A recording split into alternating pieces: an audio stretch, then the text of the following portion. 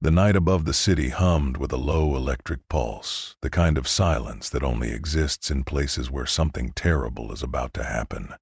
Christopher Smith crouched on the roof of an abandoned shipping depot, the cold biting at the edges of his polished chrome helmet. Below him, a convoy of unmarked trucks idled in the rain, their headlights cutting yellow scars across the wet pavement. Inside those trucks were cages. Inside those cages were people. Metahumans smuggled like livestock, sold to the highest bidder on a black market that stretched from Bialea to the broken backstreets of Gotham. Peacemaker watched them load the cargo with quiet, almost holy patience. He believed in peace. He believed in it so much he was willing to kill every single man down there to prove it. He whispered a prayer that no priest would recognize, then dropped from the rooftop like a falling star wrapped in red, white, and silver. The first guard never had time to scream. The second did, but only briefly. Peacemaker moved through the convoy with the brutal grace of a man who had spent his entire life convincing himself that violence and virtue were the same thing. He cracked open the cages, told the prisoners to run, and turned toward the leader of the operation, a man clutching a strange briefcase plated in black alloy. The briefcase was the mission. The briefcase was the answer. The briefcase, Peacemaker realized too late, was a trap. The device inside detonated with a sound that did not belong to this world. There was no fire, no shock wave, only a tearing as if reality itself were a sheet of paper being ripped down the middle. A crimson and violet light swallowed the convoy whole.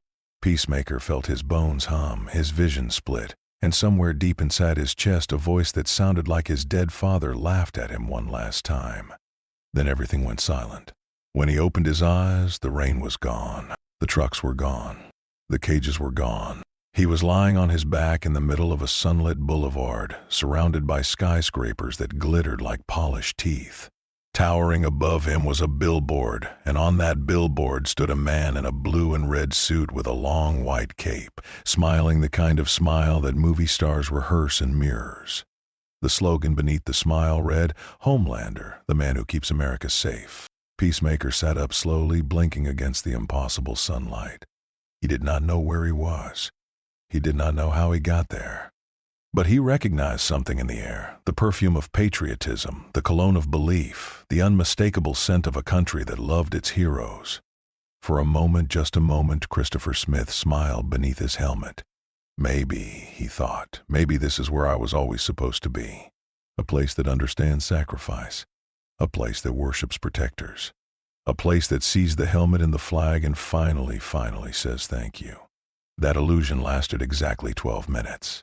He was walking through the plaza, still dazed, still trying to understand the geography of this strange new America, when he heard the screaming. A bank robbery 3 blocks away. Civilians fleeing. And descending from the clouds came a hero in green and gold, a man called a train, or so the onlookers shouted. Peacemaker pushed through the crowd, ready to assist, ready to do what heroes do. But the hero did not save anyone. The hero posed for the cameras. The hero waved at a child who was bleeding on the curb. The hero ran past a woman pinned beneath a collapsed pillar because her angle, apparently, was not flattering for the live broadcast. Peacemaker stood frozen on the edge of the chaos, watching this so-called protector turn human suffering into a marketing reel. He watched a man die for the sake of a slow-motion shot. He watched a paramedic get shoved aside so a sponsor logo could remain visible in frame. And for the first time in a very long time, Christopher Smith felt something he had buried under decades of patriotism and prayer. He felt disgust. Pure, holy, righteous disgust. And somewhere beneath that disgust, a colder feeling stirred. The feeling of a man who had just realized that the war he came from was about to follow him here. In the days that followed, Peacemaker did what he always did when the world stopped making sense. He gathered information. He stalked the city like a ghost in a chrome helmet, watching, listening, recording. He learned the name of the company that printed those smiling faces onto every billboard, every cereal box, every recruitment poster. Vought International. The word tasted strange in his mouth, like a brand of poison that came in a patriotic wrapper. Back home, heroes wore their flags on their chests because they bled for them. Here, the flag was a costume, and the costume was a contract, and the contract was worth more than any human life beneath it. He started small. He followed the lower-tier heroes, the ones who did not headline the commercials, the ones whose smiles cracked at the edges when the cameras turned away. He watched a hero named Shockwave snort a line of Compound 5 in the back of a limousine before pretending to rescue a kitten from a tree. A kitten that, Peacemaker noticed, had been placed there by an intern. He watched another hero, a woman in silver armor, accept an envelope of cash from a developer right before she demolished a neighborhood the city had refused to evict. He watched a third hero shoot a bystander by accident, then watched a Vought publicist convince the family, with money and threats, that the bullet had come from a terrorist no one would ever find. Each revelation peeled back another layer of the rot. The supers in this universe were not heroes. They were product lines. They were action figures with pulses. They were employees, and their job was not to save America, it was to sell America back to itself at a markup. Peacemaker should have rejected the entire system the moment he understood it. He should have called Butcher before he ever knew Butcher existed. But Christopher Smith was not built that way. He was not built to walk away from a uniform. Because underneath all the rage, underneath the helmet and the dove and the prayer to a country that had never loved him back, Peacemaker still wanted the one thing he could never quite earn. He wanted to be seen. He wanted to be wanted. He wanted to walk into a room full of capes and have anyone say his name with respect. And Vought, for all its sins, was the largest room of capes that had ever existed. So he tried to join them. He stood outside the Vought tower in the rain, helmet under his arm, dove pin gleaming on his lapel, and he asked the security guard for an audition. The guard laughed. Peacemaker did not laugh back. He handed over a manila folder filled with photographs, news clippings, and confirmed kills. The guard stopped laughing. Within an hour, he was sitting in a glass office on the 87th floor, across from a smiling executive named Ashley who spoke in spreadsheets and apologies. She told him he had a strong look. She told him his name tested well with rural demographics. She told him there was a place for a man like him in the Vought family, provided he understood that the family came first, the country second, and the truth a distant, optional third. He nodded. He smiled beneath the smile he was already wearing. He signed her papers because that was what good soldiers did. And as he walked out of that tower, his reflection followed him in every polished window, a man in red and white and blue, marching willingly into a machine that ate men exactly like him for breakfast. Somewhere deep in his chest, a quiet voice that sounded suspiciously like his own conscience whispered a warning. He ignored it. He had been ignoring it for years. What was one more day of pretending? What was one more handshake with the devil, if the devil was finally willing to call him a hero? It did not take long for Peacemaker to make a name for himself, although the name Vought gave him was not the name he wanted. They tried to brand him as Liberty Hawk, then American Dove, then, briefly and disastrously, Captain Compliance. He rejected every label with the polite stubbornness of a man who had already chosen his own myth. Meanwhile, his unauthorized rescues kept going viral. A bus full of schoolchildren saved from a collapsing overpass in Queens. A hostage situation in Detroit resolved with surgical, terrifying precision. A serial killer in Phoenix dragged screaming from a basement and left tied to a flagpole, alive but rearranged. The internet loved him. The internet did not yet know what he was. Homelander noticed. Of course he noticed. Homelander noticed everything that moved beneath his sky. He watched the footage from his penthouse, sipping milk from a crystal glass, and at first he allowed himself the rare luxury of a real smile. Here, finally, was a soldier who actually believed. Here was a man who did not flinch at violence, who did not require coaching to look patriotic, who did not need a script to find the camera. Homelander invited Peacemaker to the 7th Tower with the warm hospitality of a wolf welcoming a smaller wolf into a den it intended to own. The meeting began well. Peacemaker stood at attention. Homelander stood taller. They spoke about America, about strength, about the unworthy masses who did not appreciate the gods that protected them. For about 9 minutes, the two men mirrored each other so perfectly that even Black Noir, watching from the shadows, tilted his head with something almost like curiosity. Then Peacemaker asked the wrong question. He asked why the heroes had let the convoy on the Brooklyn Bridge collapse last week, when satellite footage clearly showed a train arriving on scene 40 seconds before the cables snapped. The room cooled by 10 degrees. Homelander smiled wider, which was always the most dangerous version of his smile. He explained, gently, the way a teacher explains gravity to a child, that some tragedies were necessary, that public fear was the soil in which public love grew, that heroes did not prevent every disaster, because if they did, the world would forget it needed them. Peacemaker listened. Peacemaker nodded. And then Peacemaker, with the awful sincerity of a man who genuinely believed every word printed on every recruitment poster he had ever saluted, asked a second question that no one in the Seven had ever dared to ask out loud. Why, he said, are we protecting the prophets instead of the people?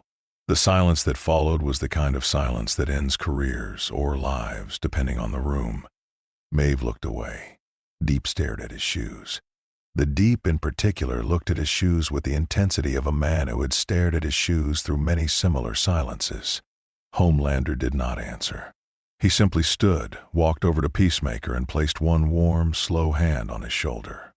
He told him, in a voice softer than a lullaby, that he had a bright future at Vought, provided he learned to ask smaller questions. Then he left the room without looking back. Peacemaker did not feel afraid. Peacemaker felt clarified. For the first time since he had stepped through the rift, he understood what these people were. They were not heroes who had been corrupted. They were never heroes at all. They were actors who had been cast in the role, and the role had eaten them from the inside out until only the costume remained. He walked out of the Seven Tower that night with the same dove pen on his lapel and a new and quiet certainty inside his chest. If this world wanted a real patriot, he would give it one. And if the false patriots in their penthouses did not like the comparison, then maybe, just maybe, peace in this universe would have to be paid for in their blood. The man who found Peacemaker first did not introduce himself as a friend. He introduced himself as an Englishman with a knife in his coat and a grudge older than continents. Billy Butcher tracked him to a roadside diner outside of Newark, slid into the booth across from him without invitation, and ordered a coffee he had no intention of drinking. He watched Peacemaker chew a slice of cherry pie for a full minute before speaking. When he spoke, every word came out wrapped in barbed wire. "You are," Butcher said, "the single most embarrassing patriot I have ever seen, and I have seen them all. You wear that helmet like a child wears his daddy's army hat, and you think the people in the towers respect you. They do not. They are laughing at you. They are filming you laughing at you. And when they are done laughing, they are going to gut you on live television and sell the broadcast rights to 3 different streaming platforms." Peacemaker put down his fork. He considered, very seriously, the precise number of ways he could kill the man across from him before the waitress finished refilling the sugar caddy. Then he considered equally seriously the fact that nothing the man had just said was untrue. He told Butcher calmly that if he kept talking, the next breath he took would be his last. Butcher smiled. Butcher said that was the most patriotic thing he had heard all month, and would Peacemaker please come with him, because there were some people who needed to meet a man who actually believed the lie hard enough to die for it. They drove for hours through an America Peacemaker no longer recognized, until they reached a basement somewhere beneath a hardware store in a forgotten corner of Brooklyn. There, in a room that smelled of bleach and bad coffee, the rest of the boys waited. Mother's Milk eyed him with the patient suspicion of a paramedic who had seen too many corpses wearing capes. Frenchie offered him a cigarette and a smile that promised either friendship or an autopsy. Kimiko did not speak, but the way she held her knife was its own kind of conversation. And Huey Campbell, the youngest and most fragile of them, just stared at the helmet on the table between them as if it were a second son. Butcher slid a folder across the metal desk. Inside were photographs, audio transcripts, financial records, and a list of names. The names were small towns. Towns where violent incidents had occurred. Towns where heroes had arrived just in time to save the day, except the day, in every single case, had been written by Vought weeks in advance. They were manufacturing the disasters. They were paying actors to play victims. They were detonating bombs in empty buildings and pretending to pull survivors from the rubble. And when actors and bombs were not enough, they were quietly killing real civilians and rewriting the story afterward. Peacemaker read every page. He read them twice. Somewhere on the 3rd page, he realized his hands were shaking, and that was a sensation he had not felt since he was a boy. His father had taught him that a soldier never trembles, that fear was a uniform you took off in the mirror before anyone else saw it. But this was not fear. This was something worse. This was the slow and irreversible collapse of a worldview. Every flag he had ever saluted, every prayer he had ever whispered into a gun barrel, every cold morning he had spent telling himself he was the good guy, all of it was being reorganized in real time by the documents in his hand. He did not cry. He would not give Butcher that. But when he finally looked up, his eyes behind the helmet were the eyes of a man who had just been told that his God was a marketing department. Butcher leaned back. Butcher said, "Welcome to the war, mate." And Peacemaker, who had spent his entire life looking for a war big enough to justify him, finally understood that he had been fighting the wrong one. He extended his hand across the desk.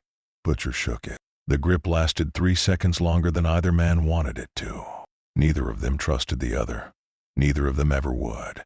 But trust, Peacemaker realized, was a luxury for heroes who still believed in heroes. He did not believe in heroes anymore. He believed in consequences. And consequences at last had a phone number. The leak hit the internet at 4:17 in the morning, Eastern Standard Time. By dawn, every major network in the country was running the footage. By noon, Vought stock had dropped 18%. By the end of the day, Christopher Smith was the most wanted man in America. They did not call him Peacemaker on the news. They called him a domestic terrorist, an unstable veteran, a delusional impersonator of authority. They ran old photographs of him next to footage of burning buildings he had never set foot inside. They invented a backstory. They invented a manifesto. They invented him, the way they invented everyone, and then they sent every hero in the country out to hunt him. He did not run. He had spent his entire life running, from his father, from his brother's ghost, from the memory of every man he had ever killed in the name of peace. He was tired of running, so instead he prepared. In a warehouse on the edge of the Jersey marshes, surrounded by weapons the boys had stolen from 3 separate Vought facilities, Peacemaker laid out his plan with the calm of a man who had finally stopped lying to himself. There was a compound in upstate New York. The compound was producing super soldiers. The super soldiers were being shipped overseas under military contracts that did not legally exist. He was going to walk into that compound. He was going to walk out of it alone. And anything that tried to stop him in between was going to learn what peace actually cost. Butcher tried to talk him out of it. Mother's Milk tried to talk him out of it. Even Frenchie, who loved a doomed plan the way other men loved their mothers, suggested perhaps a more nuanced approach. Peacemaker listened politely. Then he put on his helmet, kissed the dove pin on his chest like a priest kissing a relic, and walked out into the dawn with 2 assault rifles, 6 grenades, a combat knife, and the quiet certainty of a man who had stopped expecting to survive. The assault began at sunrise. The first perimeter fell in 90 seconds. The second perimeter, manned by enhanced operatives in black tactical armor, lasted 4 minutes. He moved through them the way weather moves through a wheat field, indifferent, unstoppable, almost gentle in his violence. He shot a man in the throat and apologized to him as he died. He broke another man's neck and whispered a verse from a country song his father had hated.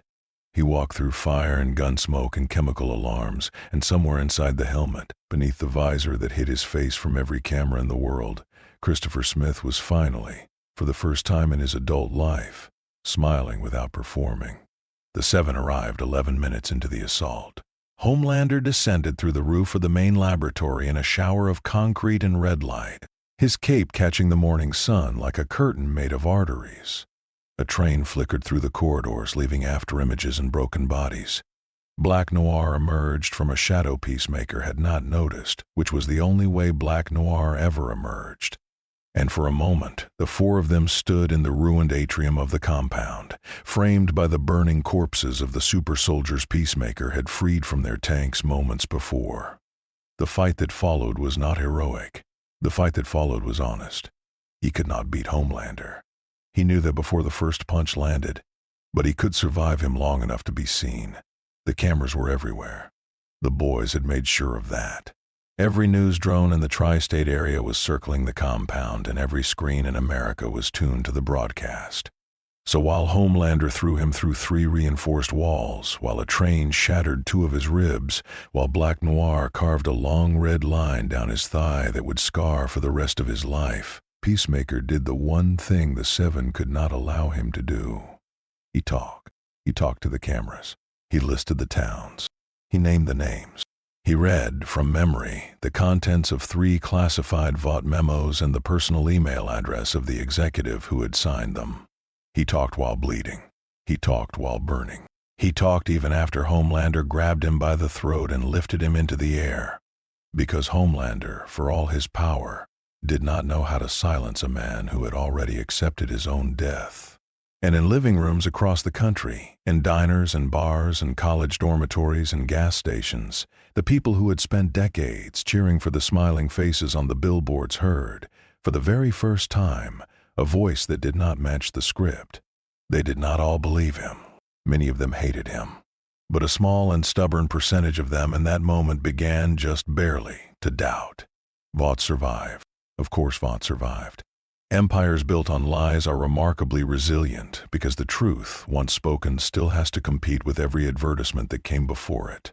By the end of the week, the corporation had issued 7 separate press releases, 3 carefully scripted apologies, and 1 tearful interview with a redesigned Homelander in a sweater the color of a child's bedroom. The footage from the compound was declared deepfake. The leaked documents were declared forgeries.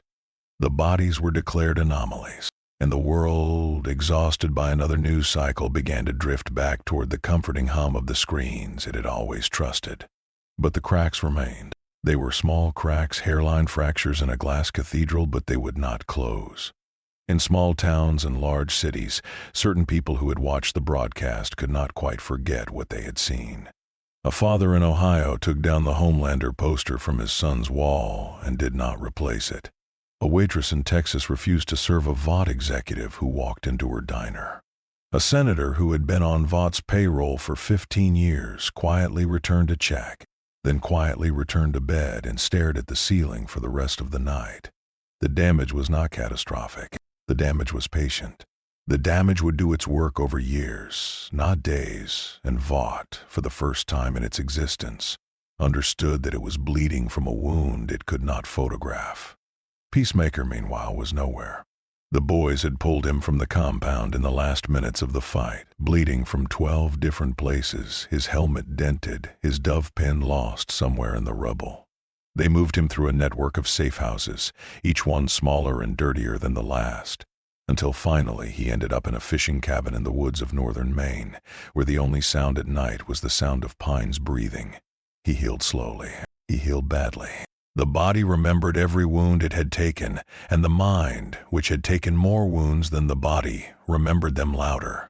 He sat on the porch of that cabin for 3 weeks, mostly in silence.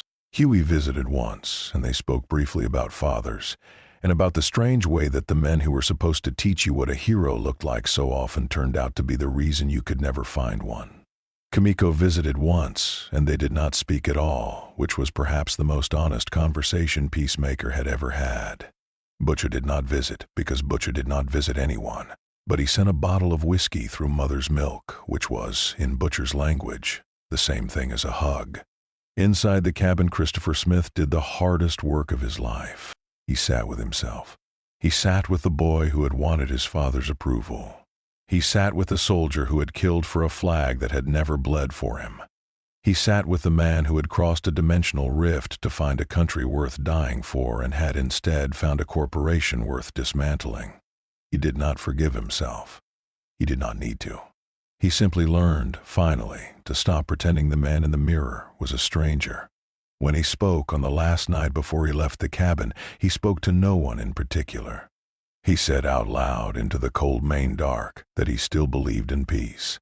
He said it the way an old priest says a prayer he no longer fully understands but cannot stop saying.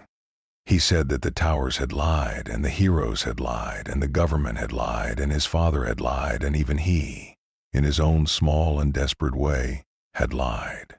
But peace, he said, the actual thing, the quiet thing, the thing that lived underneath all the marketing, peace was still real. He simply could not trust anyone in a uniform, including himself, to deliver it cleanly. So he would have to deliver it dirty. and he would have to deliver it alone. The legend began quietly, the way real legends always do. A Vought executive disappeared from a parking garage in Chicago, leaving behind only a folded American flag and a bullet casing. A corrupt hero in Atlanta, the one who had been quietly killing homeless people for sport, was found hanging by his cape from the side of his own billboard, alive, weeping, and confessing to a live stream that had been started by someone no camera could quite identify. A senator in California who had taken Vought money to bury an investigation woke up one morning to find every page of that investigation taped to the inside of his bedroom window, along with a single dove feather and a note that simply said, "Do better." There were no press conferences. There was no manifesto. There was only a pattern repeating itself across the country in the kind of small, surgical strikes that no celebrity hero could have performed because no celebrity hero would ever have bothered. The news called him a terrorist. Vought called him a terrorist. The president, on 3 separate occasions, called him a terrorist while staring directly into the wrong camera. But on the forums, in the chat rooms, in the back booths of the diners where ordinary people gathered to complain about a world that did not love them back, another name began to circulate. They did not call him Peacemaker. They called him the Patriot. And when they said it quietly, the way people say the names of saints they are not yet sure they are allowed to love. Christopher Smith did not hear most of it. He moved too often. He slept too little. He ate in gas stations and showered in truck stops, and the dove pin on his chest, recovered by Frenchie from the ruins of the compound and returned to him in a small velvet box, was the only thing he polished anymore. He did not know if he was a hero. He had stopped asking. The men who asked that question, he had learned, were always the ones who ended up on the billboards. Somewhere in the long dark of an American highway, in a country that had been sold to itself one lie at a time, a man in a chrome helmet kept driving. He was not chasing peace anymore. He was not even sure peace was possible in a world that had been built brick by brick on the opposite of it. But he was driving. And as long as he was driving, the men in the towers could not sleep easily. And that for now was enough.